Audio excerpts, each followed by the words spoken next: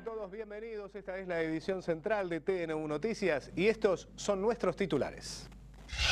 Después de 3 años, vuelve a funcionar la planta de cerámica de Empalme Olmos, ahora gestionada por sus trabajadores. La cooperativa recibió un préstamo del Fondo de Desarrollo y ocupará a más de 300 personas. El Poder Ejecutivo remitió al Parlamento el proyecto de ley de rendición de cuentas al que calificó como responsable. Este lunes se acordó con la bancada de legisladores del Frente Amplio redistribuir recursos y otorgar 9 millones de dólares adicionales a la Universidad de la República.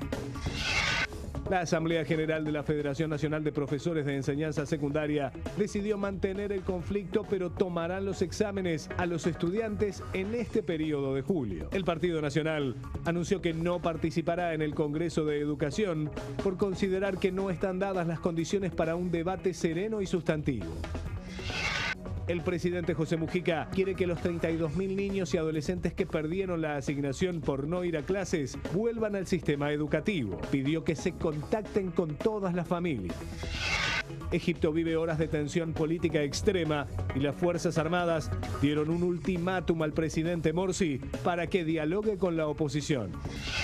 En el deporte, regresó la selección uruguaya tras obtener el 4.º puesto en la Copa de las Confederaciones. Hoy, en el análisis del profesor Ricardo Piñeirúa.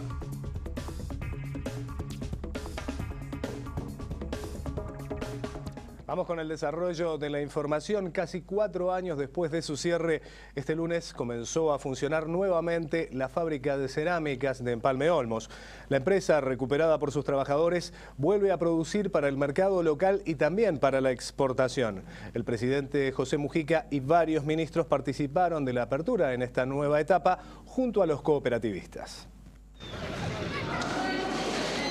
La historia de esta empresa recuperada por sus trabajadores comenzó en diciembre de 2009, cuando los empresarios al frente de la misma decidieron cerrar la fábrica, que en su momento llegó a producir anualmente 4 millones de metros cuadrados de cerámicas y porcelanatos para revestimientos, 360.000 piezas de losa sanitaria, además de unos 2 millones de piezas de losa para mesa.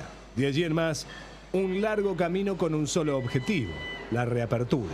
Los trabajadores mantuvieron encendida la llama de la esperanza a la espera de que el horno de la planta de Empalme Olmos recuperara el fuego. Empieza la facturación con 3 líneas de producción: sanitario, revestimiento y la línea de vajilla. Y bueno, esperamos el mercado uruguayo, como lo está haciendo, de con muy buen reconocimiento a la marca, ¿verdad, Olmo? Que nos acompañen y nos sigan acompañando, que acá va a haber una cooperativa responsable trabajando por la marca, ¿verdad?, en defensa de eso. El gobierno hizo su apuesta por la iniciativa obrera, brindando un seguro de paro extendido y negociando el pasivo de unos 100 millones de dólares adeudados al Banco de la República y al BPS. El Fondo de Desarrollo del Banco República fue el instrumento fundamental, aportando 17 millones de la moneda norteamericana para poner en condiciones la planta y tener capital de giro. Esta es la única fábrica de estas características en el Uruguay. Su recuperación implica la posibilidad de abrir fuentes de trabajo cuyo techo no se sabe dónde está, porque ha sido estudiado profundamente la viabilidad del proyecto, ha sido analizado y efectivamente hay condiciones de desarrollo importantes.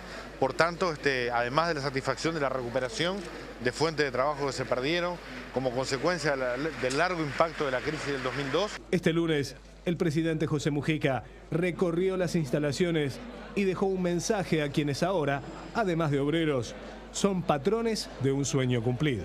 A cada cual le tiene que doler el último tornillo, la canilla que queda abierta y agua que se desperdicia, la luz eléctrica que queda prendida el cohete, porque se está jugando el puchero de todo.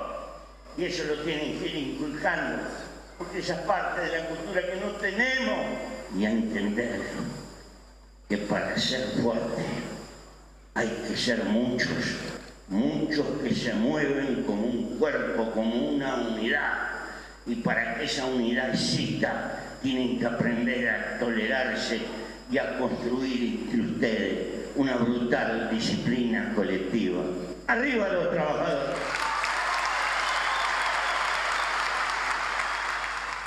Avanzamos con la información porque este lunes sesionó el Consejo de Ministros donde se abordaron varios temas. El secretario de la Presidencia aseguró que el proyecto de rendición de cuentas entregado al Parlamento este domingo por parte del Poder Ejecutivo es un proyecto responsable. Según los jerarcas de gobierno, el mismo va a permitir continuar con todos los planes sociales.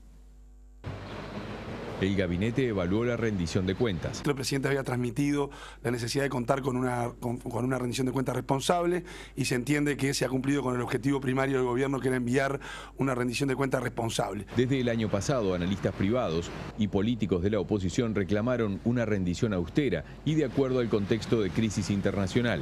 En particular es la rendición de cuentas desde que estamos en el gobierno del año 2005, que tiene menor incremento de gasto por parte del Estado.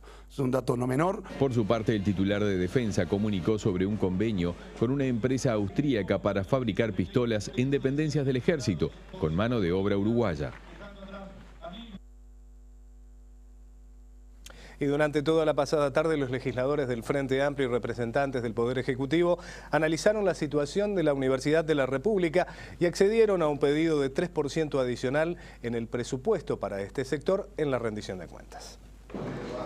Una delegación del PIT-CNT nos pidió al Poder Ejecutivo un tratamiento igualitario para la UDELAR, ¿verdad? De ahí mantuvimos una reunión con 4 ministros, el ministro Lorenzo, Brenta, Ehrlich y quien les habla, donde nos solicitaron mejorar un poco el presupuesto para el rubro cero de la Universidad de la República. Concretamente nos pidieron ser equitativos y un 3% para lo del AR. El Poder Ejecutivo manifestó que podía ser de recibo ese planteo. La forma de obtener los recursos es algo que vamos a estar trabajando en forma intensiva durante los próximos días en una comisión integrada por compañeros legisladores que integran las comisiones de presupuesto y de Hacienda con representantes del Poder Ejecutivo. Vamos a otros temas. La Asamblea General de la Federación de Profesores de Enseñanza Secundaria decidió mantener el conflicto en todos sus términos. Paralelamente, también se dijo que se tomarán los exámenes a los estudiantes en este periodo del mes de julio. La Asamblea General de FENAPES decidió mantener el conflicto en todos sus términos por entender que las reivindicaciones planteadas por el gremio no fueron atendidas por el Poder Ejecutivo. De todos modos, la Asamblea resolvió que se tomarán exámenes durante las vacaciones de julio. Representado el 99% de los afiliados a nivel del país, resolvió 5 puntos que son centrales en el marco del conflicto. Primero, la mantención del conflicto, en virtud de que no se ha resuelto los reclamos que los trabajadores presentamos, ni por parte del Poder Ejecutivo, ni por parte del Codicen de la ANEP. El conflicto se mantiene en todos sus términos, entrando ahora en una nueva etapa que es la etapa parlamentaria. Segundo lugar, se van a seguir produciendo en estos días distintas acciones por parte de las filiales, desde algunas que mantienen la huelga, otras que van a estar analizando la posibilidad de ocupaciones, volanteada, convocatoria de asambleas con padres, que ha tenido un efecto positivo muy importante. En tercer lugar, aún en el marco del conflicto hemos resuelto concurrir a nuestro lugar de trabajo para tomar los exámenes, porque consideramos que es una instancia clave en la vida de los estudiantes y que por lo tanto, donde nuestro objetivo es justamente beneficiar a los estudiantes, no vamos a tomar ninguna medida que vaya en contra de esta. En tanto, la Asociación de Docentes de Secundaria promueve una junta de firmas para que legisladores y ministros perciban igual sueldo que los docentes. Nosotros en principio estamos haciendo la junta de firmas y junta de firmas con esas firmas concretamente también si la gente, el legislador, puede salir. La Asamblea analizará esta y otras propuestas en una asamblea que se realizará el 13 de julio. Y este lunes el Partido Nacional rechazó la invitación del Ministerio de Educación y Cultura para participar en el próximo Congreso de la Educación. En un comunicado firmado por el presidente del directorio, Luis Alberto Heber, se asegura que en las actuales condiciones de conflictividad, las mismas no están otorgando un momento de sereno y sustantivo debate que priorice el sentido pedagógico de las políticas educativas y no la satisfacción de intereses sectoriales y demandas. Iniciativas planteadas y la celebración de acuerdos educativos con el gobierno fueron abandonados por las autoridades. Vamos con más información surgida tras el Consejo de Ministros porque el presidente José Mujica quiere que los 32.000 niños y adolescentes que perdieron las asignaciones familiares por no concurrir a clases vuelvan al sistema educativo. El Ministerio de Desarrollo Social informó que comenzó a distribuir bonos para que menores de 0 a 3 años de zonas carenciadas del área metropolitana accedan a centros privados de educación infantil. Consiste en la entrega de un bono que incluye la matrícula, el uniforme, el transporte, paseos e insumos. En las mismas se han reforzado algunos de los programas principales y se ha garantizado la continuidad de los programas centrales que se habían venido desarrollando en los últimos años y en particular, por ejemplo, el Plan 7 Zonas y otros planes que van a ser por vía de refuerzos presupuestales. También se creará una comisión de inclusión educativa para reinscribir a los 32.000 niños dados de baja por la asignación familiar días atrás. El presidente está muy preocupado y ha dado un mandato expreso a tratar por lo menos de tratar de superar esa situación. Eso es lo que implica buscar en el orden educativo tradicional o en alguno que no sea tradicional la manera de que estas personas se inscriban y puedan volver a cobrar esa asignación. Se informó que ya se entregó a Presidencia un anteproyecto de ley del Código de Niñez y Adolescencia con modificaciones en las infracciones. Que es un código de la niñez y adolescencia en materia infraccional, vendría a decir un código penal de menores, vendría a ser. Nosotros pensamos que en las próximas horas lo estamos mandando. En unos 15 días habrá una sesión especial del Consejo de Ministros para estudiar la inserción del país en el ámbito internacional. También se habló de la invitación del presidente Santos de Colombia al presidente uruguayo. En esa ocasión, Mujica será informado de las negociaciones que se realizan en Cuba entre las FARC y el gobierno de Colombia. Y tras el acuerdo para que ALAS-U pueda volar a fin de año, el gobierno va a llamar a una licitación de cara a la venta de los 4 aviones Bombardier que restan de la Expluna.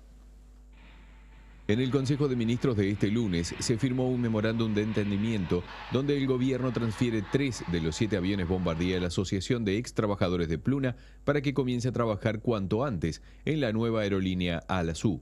Nosotros lo primero que quisimos hacer es separar en forma clara los 3 Bombardier que nosotros estamos enajenando a los trabajadores. Según el secretario de Presidencia, hay empresas que han mostrado interés en los 4 aviones restantes, para lo cual se establecerá vía reglamentaria un proceso competitivo para su venta. Esto es un negocio.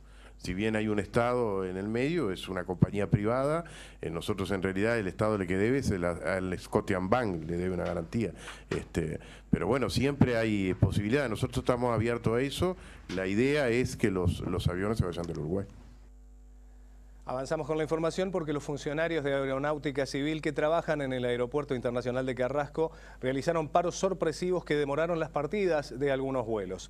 Según dijo a TN1 Noticias el dirigente Jorge Di Giacomo, la medida es en reclamo de una partida de aumento para todos los funcionarios de la división, ya que en la rendición anterior el aumento se dio solamente a 19 trabajadores de ese departamento y ahora exigen que se amplíe a los 49 que allí operan. Los vuelos que arribaron no estaban siendo afectados, mientras que las partidas sufrieron en algunos casos retrasos de hasta 10 minutos.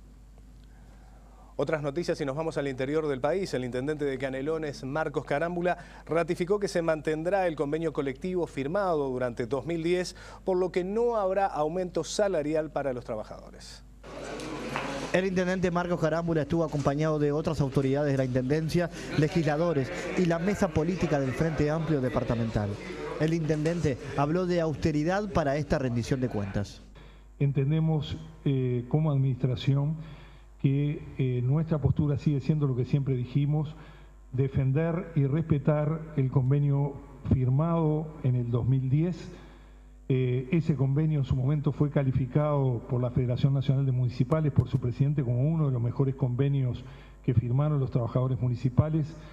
Ese convenio implica el incremento salarial con IPC más del IPC en ajustes semestrales.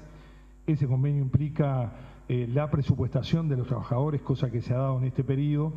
Y en el marco de ese convenio seguir naturalmente apuntando a mejorar las condiciones de trabajo de los trabajadores municipales. En la rendición de cuentas presentada por la Intendencia de Canelones hay además un plan de obras que incluye importantes inversiones en varias áreas. Ya están en marcha las obras de la Ciudad de la Costa, ya están en marcha las obras de La Paz, Las Piedras, ya están en marcha las obras en la zona de Toledo, ya se ponen en marcha las licitaciones que cubren la zona de Costa de Oro, empezando por Salinas, luego Atlántida y el resto de la Costa de Oro, y con las obras que estamos esperando para que en los próximos 15 días se esté llevando la nueva maquinaria, obras por administración en los ejes de Canelones, Santa Lucía, de Sauce, Suárez.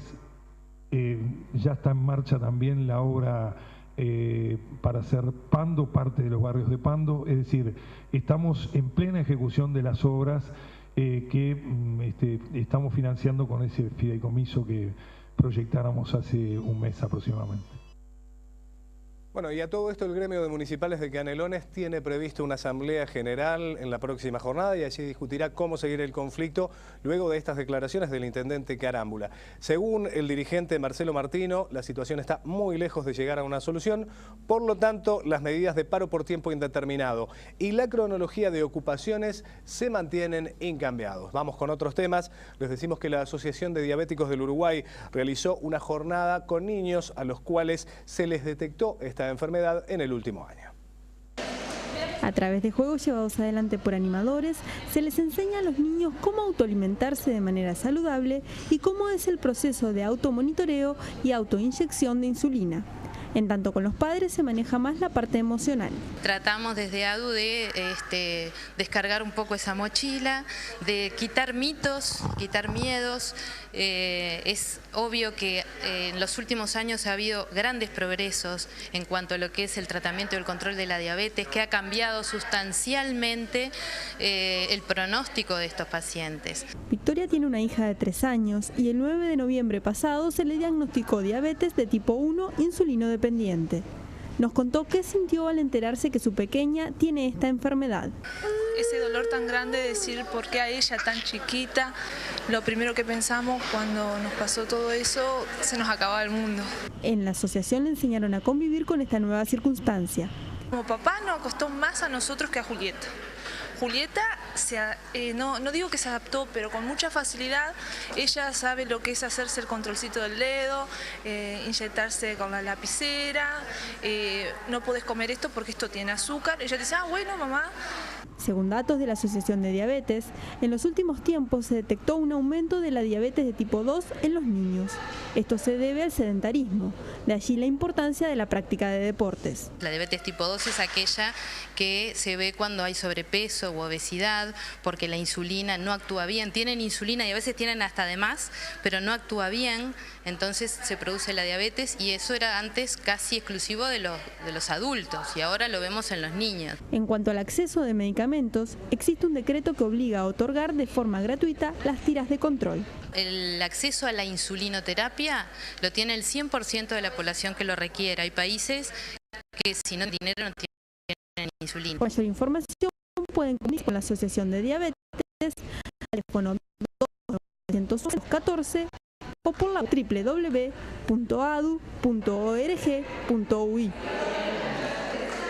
El pasado viernes les mostrábamos que aquí en Montevideo reabría el mercado agrícola. Este fin de semana la gente lo pudo disfrutar.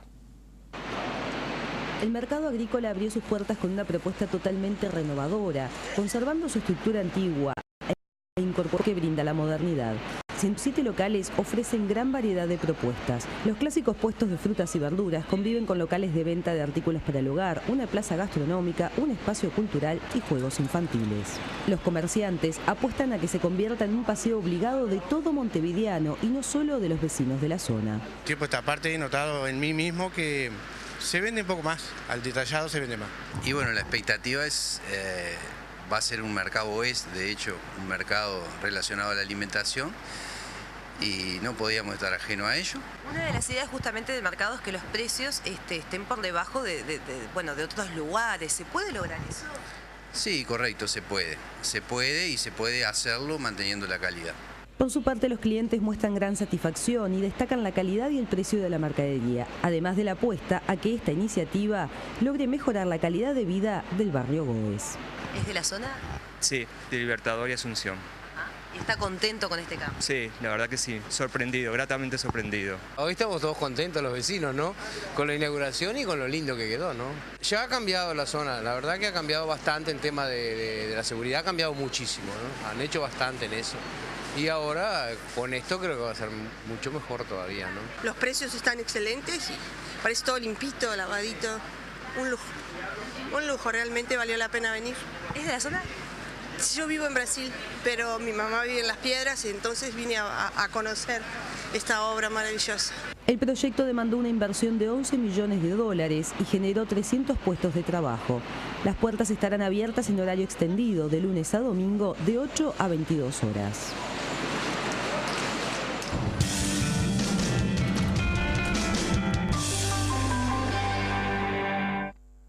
Por tercer año consecutivo, los países de América Latina y el Caribe siguieron atrayendo flujos crecientes de inversión extranjera directa.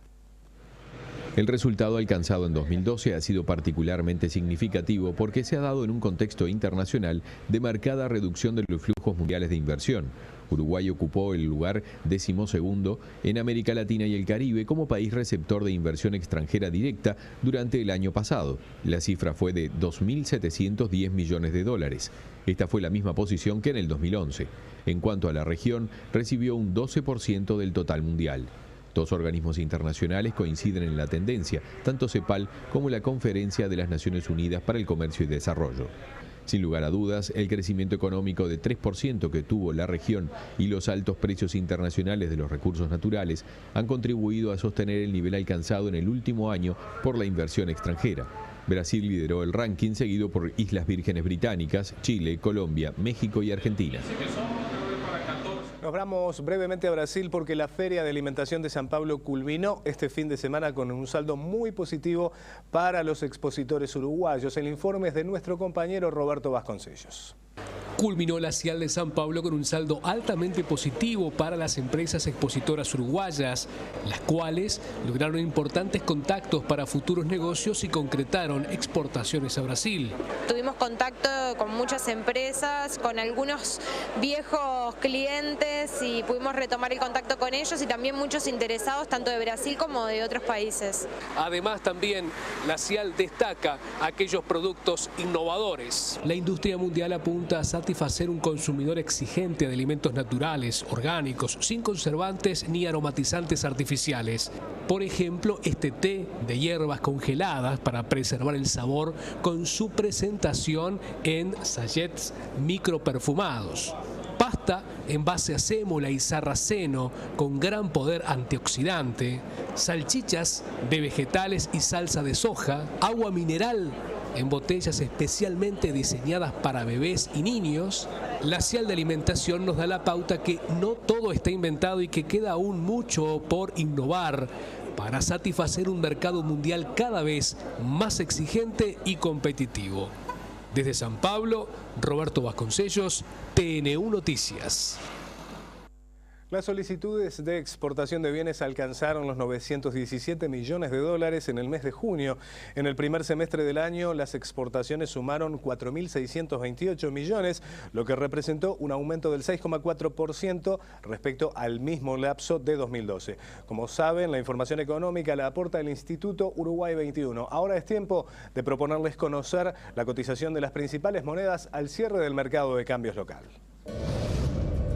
La cotización de la moneda es una presentación del Banco República, el banco del año. No tuvo variantes el precio del dólar, que en la compra cerró a 20.25 y en la venta 20.85. El dólar interbancario billete bajó a 20.562. El peso argentino, por su parte, también bajó 2.25 en la compra, 3.25 en la venta. El real también cerró a la baja, 8.35, 9.85. Y el euro billete subió 26.25 en la compra, 27.40 en la venta. La unidad indexada, 2,6184.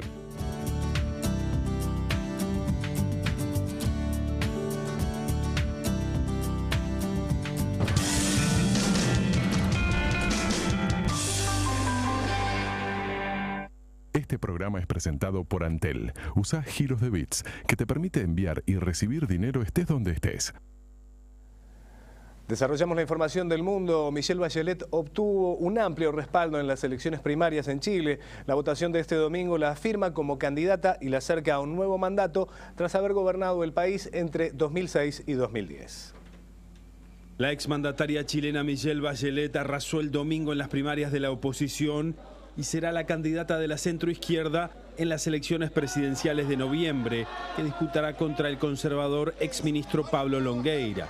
La doctora en medicina de 61 años logró una cómoda ventaja de un 73% en la inédita votación interna de la coalición Nueva Mayoría, cuyas principales fuerzas gobernaron Chile durante 2 décadas, hasta que en el 2010 se impuso el millonario conservador Sebastián Piñera. Y seguiremos luchando hasta el 17 de noviembre para llegar a la moneda del 2014. Muchas gracias. La pediatra socialista, que gobernó entre 2006 y 2010, fue una de las miles de personas que sufrió prisión y tortura en la dictadura de Augusto Pinochet y obtuvo en las primarias más de 1,5 millones de votos, casi el doble que los 2 candidatos que compitieron en el oficialismo, lo que a juicio de analistas la deja muy bien encaminada para el 17 de noviembre.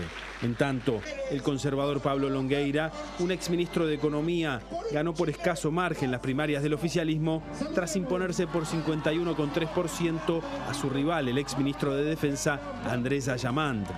Si en tan solo 2 meses ganamos la primaria, en 5 meses ganamos en noviembre. Longueira es la principal figura de la conservadora Unión Demócrata Independiente y fue uno de los hombres más cercanos a Augusto Pinochet en los últimos años, antes de su muerte en 2006. Vean lo que es el comunismo. Cruzamos el mundo ahora para decirles que las Fuerzas Armadas de Egipto le dieron un ultimátum al presidente Mohamed Morsi en medio de violentas protestas en el país. Les proponemos ampliar esta y otras noticias en el siguiente compacto. Un comunicado militar emitido por la televisión estatal este lunes declaró que la nación estaba en peligro, un día después de que millones de egipcios salieran a las calles el domingo a exigir que el presidente Mohamed Morsi renuncie. Las Fuerzas Armadas le dieron al mandatario islamista un ultimátum para que negocie con la oposición, afirmando que si las demandas del pueblo no son atendidas dentro de 48 horas y no se genera un diálogo político, los militares anunciarán un mapa de ruta para el futuro. Manifestantes opositores a Morsi, reunidos en las afueras del Palacio Presidencial, celebraron este comunicado del ejército y 5 ministros que no integran el partido de gobierno renunciaron a sus cargos, al tiempo que también partidarios del mandatario se manifestaron en una situación de extrema tensión. Unas 18 personas murieron y 73 fueron heridas en enfrentamientos en diversas ciudades del país en las manifestaciones del domingo, según anunció el Ministerio de Salud. El ex agente de inteligencia estadounidense Edward Snowden le pidió asilo a Rusia el domingo por la noche, según confirmó el cónsul en el aeropuerto internacional de Sheremetyevo de Moscú, Kim Shevchenko. Más temprano, el presidente ruso Vladimir Putin dijo que Snowden puede quedarse todo el tiempo que quiera en el país, siempre y cuando deje de causarles daño a los estadounidenses. Snowden está acusado en su país de filtrar información del programa de vigilancia secreta en Internet. Las 2 máximas autoridades del Banco Vaticano, Paolo Cipriano y Massimo Tulli, renunciaron este lunes, según un comunicado luego de la detención el viernes de un clérigo con estrechas relaciones con el banco, acusado de conspirar para contrabandear $26 millones a Italia procedentes de Suiza. Los funcionarios presentaron su dimisión 3 días después de la detención de Monseñor Nunzio Scarano, un contador del Vaticano que es investigado por los magistrados italianos y que este lunes fue interrogado. El banco, cuyo nombre oficial es Instituto para las Obras de Religión, está bajo la mirada de la justicia italiana y también del Papa Francisco, quien conformó hace pocos días una comisión de notables para analizar su actuación.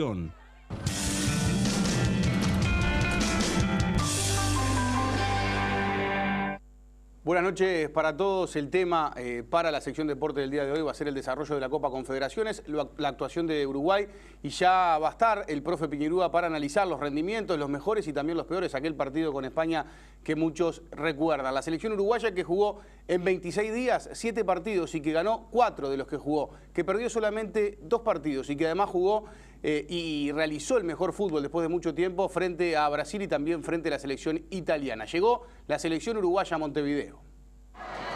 Averiguaciones y corridas previas La expresión de una niña que no consiguió más que ver de lejos a Cavani, sin piedad como si hubieran sido campeones. Russo, llegó Uruguay, claro, en vacaciones de julio. Obviamente ver la gente así contenta, que va a estar en la celeste para arriba y para abajo. Hablemos de la Copa Confederaciones y sus repercusiones anímicas y deportivas. Encontrar el juego futbolístico, creo que encontramos lo que nosotros sabíamos hacer y bueno, creo que eso es lo importante. Ahora hay que encarar al máximo en los equipos para llegar al 6 de septiembre en las mejores condiciones.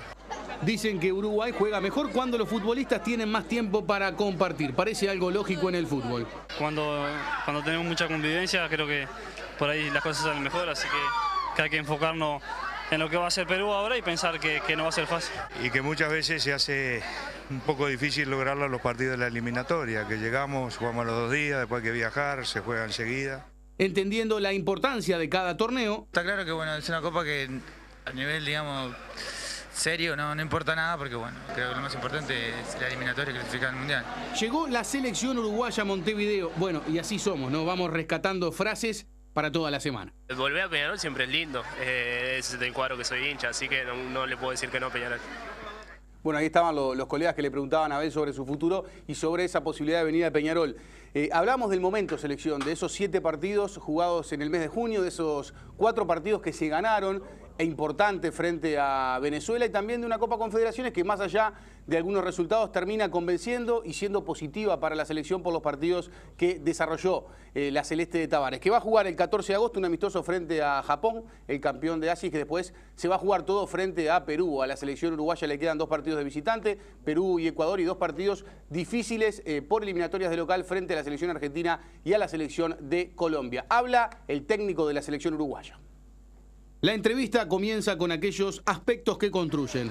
Nos reencontramos con muchas cosas y estamos más tranquilos y más esperanzados para lo que viene. Y el demostrar es mantenerse en la elite mundial. Yo creo que cualquiera de los 2 equipos que jugó por el tercer puesto demostró con el partido que jugamos que podía haber estado en la final. Horizonte eliminatorias, suena muy bien. Se viene Perú en septiembre. Perú, por ejemplo, es una selección que ha venido levantando mucho y comparando con el nivel que tuvo en la eliminatoria pasada, hay un cambio total, ¿no? Oscar Tavares destaca al plantel, a las posibilidades de cambio. Acá, salvo algunos futbolistas, hay un nivel pero muy parejo. Y analiza el partido con Italia. En el partido con Italia salimos con una formación y nos vimos dominados ahí en el mediocampo y enseguida apelamos a empezar a hacer modificaciones sin cambiar jugadores, y estos futbolistas son muy útiles porque tienen ese tipo de experiencia.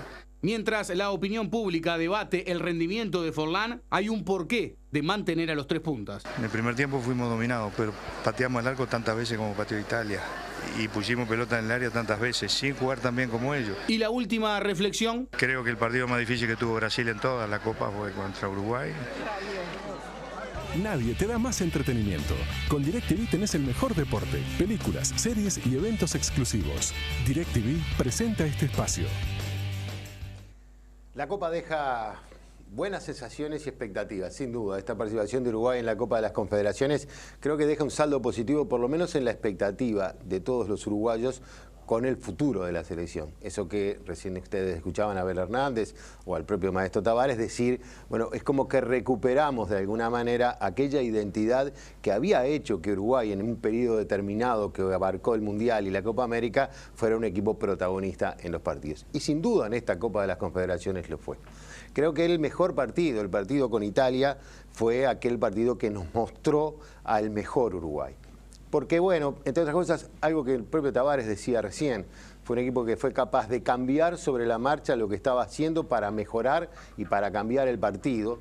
Y logró en el segundo tiempo superar claramente a Italia, más allá de que después el resultado lamentablemente no se dio, 2 goles de pelota quieta, uno con una mala fortuna del arquero Munúa, pero una definición impecable para tratar de empatar el partido, y después en los penales, en esa cosa que nos cuesta a veces mucho y a veces nos da alegría, como nos dio con Ghana. Bueno, no siempre pasa que se pueda ganar, pero me parece que acá hay un elemento que vale la pena destacar y es cómo a este equipo celeste le caen bien los torneos cortos. Si uno mira hacia atrás y mira la Copa América de Argentina, la Copa América de Venezuela, el Campeonato del Mundo, no empezamos bien, empatamos con Francia, empatamos con Perú, perdimos con Perú en alguna de ellas, y el equipo empieza a tener un rodaje, se empieza a meter en los partidos y en esos torneos cortos mejora muchísimo, lo cual le permite al equipo uruguayo llegar a las últimas instancias con el mejor funcionamiento. Creo que Italia fue un claro ejemplo, el partido con Italia fue un claro ejemplo de eso.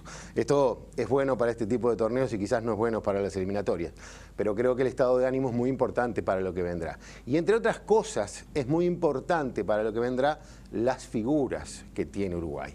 Y en este caso, creo que en este torneo en particular, la figura de Cavani ha sido una de las más destacadas.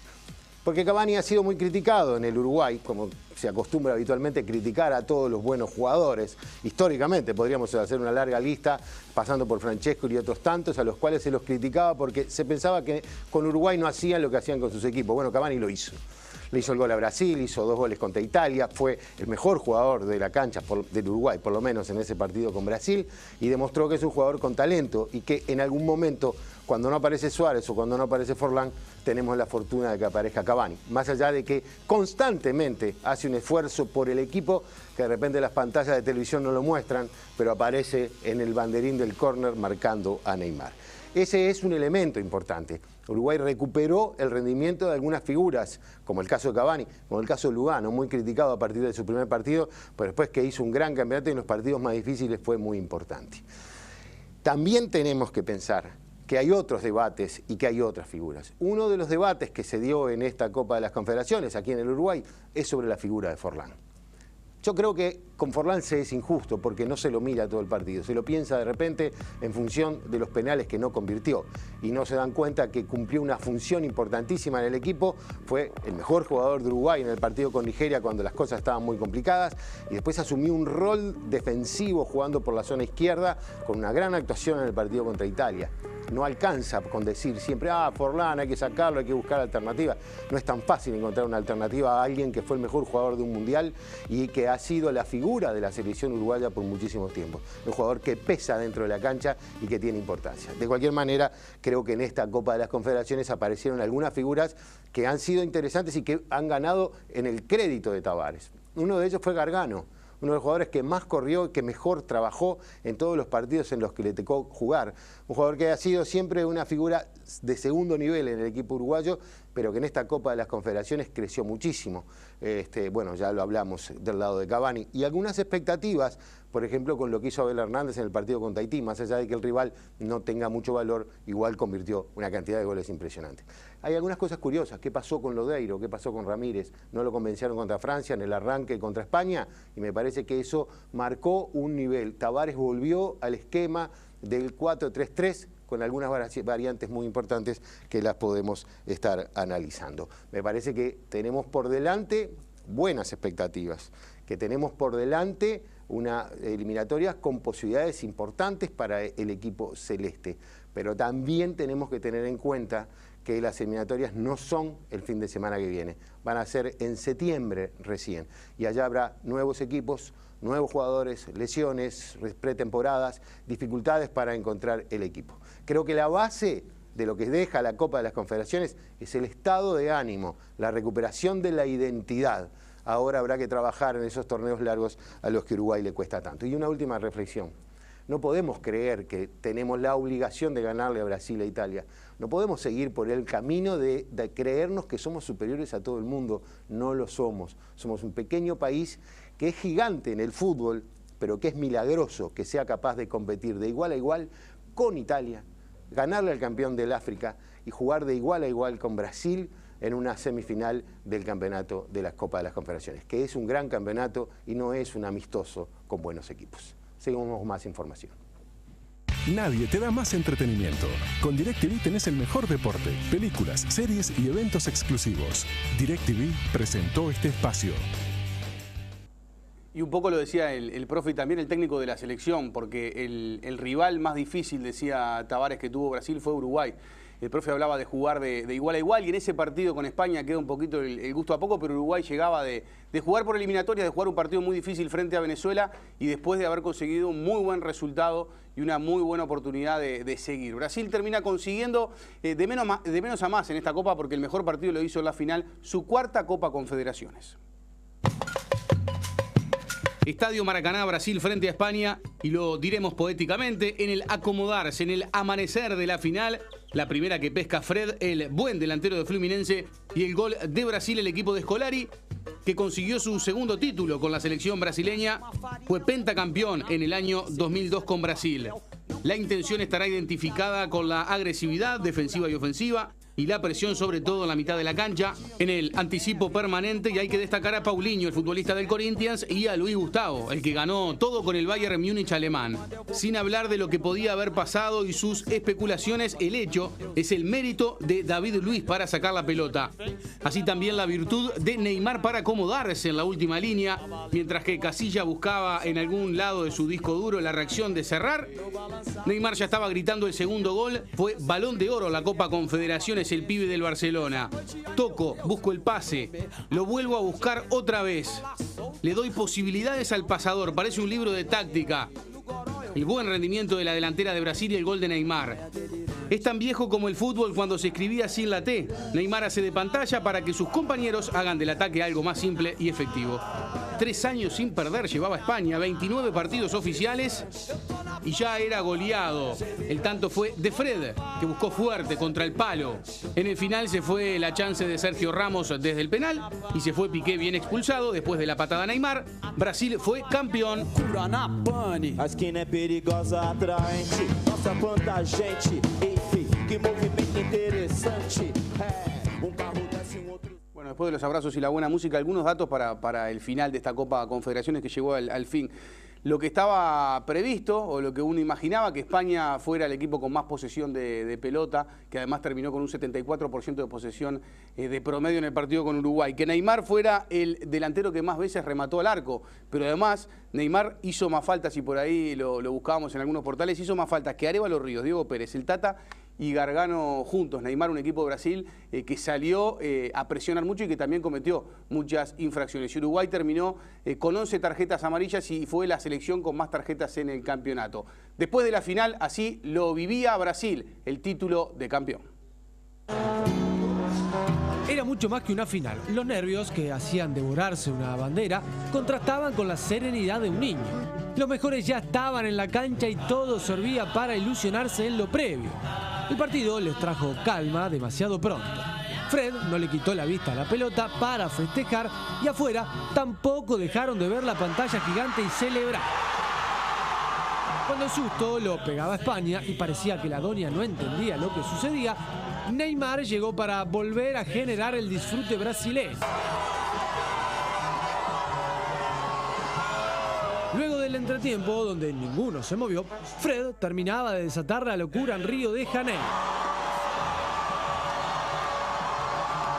Brasil se volvía a quedar con la copa y el festejo no diferenciaba estilos en la vestimenta.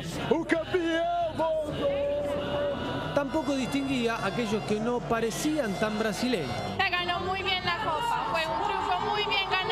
Todo Brasil festejaba y los españoles juraban volver por el Mundial. Lo que me quedo satisfecho que quien gana la Confederación no gana la Copa del Mundo. El futuro no iba a poder amargarle el presente a este torcedor que estaba como loco. ¡Es Brasil! ¡Un campeón voltó! ¡España! ¡Adiós! ¡Adiós, España! ¡Adiós! Pedro, Torres y Xavi eludieron a la prensa para intentar olvidarlo rápido, mientras que los de Scolari se detenían a charlar con todos. Foi muito bem, a seleção tá jogando muito bem e está crescendo a cada dia mais. Espero que na Copa do Mundo a gente possa estar melhor. Río amaneció con poca gente en la calle, la fiesta fue larga, por eso los más pequeños disfrutaron de la playa imitando a ser los futuros cracks. La vuelta por los kiosquitos será obligada para hojear los titulares de los diarios. El pasado inmediato también forma parte de la historia y Brasil ya cuenta las horas para ganar su sexta Copa del Mundo.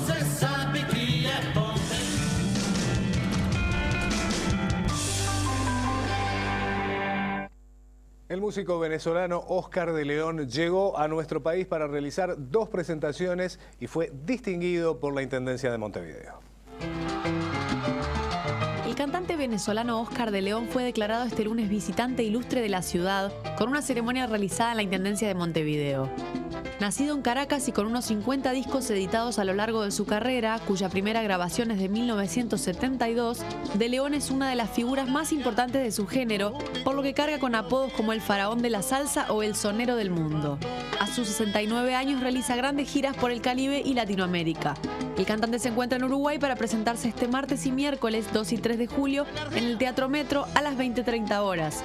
Quedan las últimas entradas a disposición todavía, que están a la venta en locales Habitat de todo el país. Comenzaron las vacaciones de julio y turismo también es el que se va. Ingresaron 10.000 uruguayos a la República Argentina durante este fin de semana. El primer fin de semana de estas vacaciones de invierno se registró un importante movimiento en la Terminal Tres Cruces, según el jefe de control Osvaldo Torres, quien indicó que por día pasan entre 55 y 58.000 personas por allí y que durante esta semana más de 1.400 servicios estarán a disposición de los usuarios. En materia de destinos, Maldonado es el de mayor demanda y luego la zona termal, según los pasajes que se adquirieron. Este comportamiento se estima sea por la cercanía con Montevideo. El 10% de los turistas que pasan por Tres Cruces viajan al exterior. Buenos Aires es la opción que mayor demanda tiene. Según el Observatorio de Turismo de la Ciudad de Buenos Aires, este fin de semana ingresaron a la capital de Argentina unos 10.000 uruguayos, de los cuales 7.000 se quedarán allí y los otros 3.000 seguirán de viaje a Bariloche. Lógicamente, estos turistas no ingresan solo por la vía terrestre. Como es característico, en la segunda semana de las vacaciones se espera un incremento en el flujo de turistas. Torres recomendó a los viajeros sacar boleto de ida y vuelta con anticipación y señaló que estos usuarios tendrán un beneficio. Vamos ahora con los datos del tiempo a cargo de Nubel Cisneros.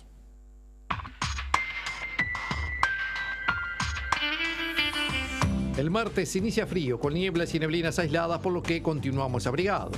Registros termométricos que se moderan rápidamente, generando una tarde fresca a templada. Habrá buena presencia de sol, previéndose nuevamente descenso de temperatura hacia la noche, pero ya no tan significativo. El miércoles, comienzo de jornada frío, aún con nieblas y neblinas aisladas. En la tarde, las temperaturas ascienden rápidamente, generando condiciones templadas, con buena presencia de sol, observándose que también en la noche continúan moderándose las temperaturas, donde las mínimas comienzan a ubicarse en el entorno de los 10 a 12 grados.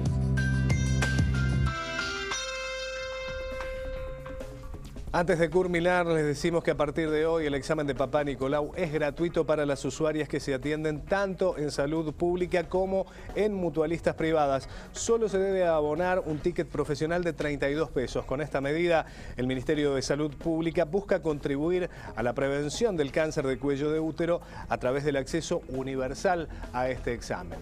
Antes de irnos, les recordamos que la información se actualiza ahora a las 0 en nuestra edición cierre de jornada.